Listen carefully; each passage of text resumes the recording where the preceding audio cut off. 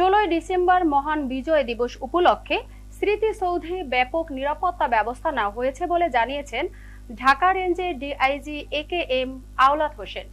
প্রতিনিধি নাসিম খান জানান, দুপুরে সাভার জাতীয় স্মৃতিসৌধের তদারকির কাজ পরিদর্শনে গিয়ে সাংবাদিকদের সাথে আলাপকালে তিনি একথা বলেন।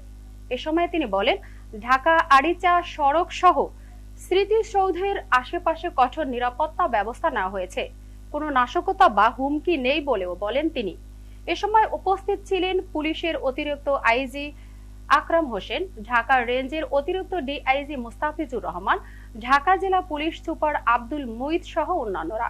সাংবাদিকবৃন্দ, মহান বিজয় দিবস 2024 উপলক্ষে ঢাকা জেলা পুলিশ কর্তৃক আয়োজিত যা আমাদের নিরাপত্তা ব্যবস্থা হবে ডিএমপি এলাকা থেকে। ডিএমপি তাদের নিরাপত্তা ব্যবস্থা গ্রহণ করেছেন।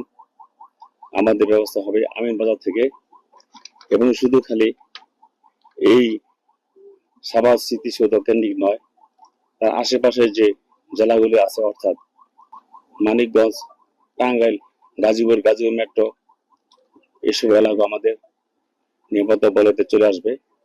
সাদা পোশাক, এবি ভ্যান, সবার স্তরের নিরাপত্তা আমরা রেখেছি, যেন খুব সুন্দরভাবে ভিভিআইপিগণ, বিভিন্ন সামাজিক ও রাজনৈতিক ব্যক্তিত্ব এবং তাদের সমর্থকবৃন্দ অতি সুন্দরভাবে সুশৃঙ্খলভাবে নিরাপত্তা সহকারে এখানে এসে পুষ্টিত অর্পণ করতে পারেন এবং নির্বিঘ্নে আসা যাওয়া করতে পারেন।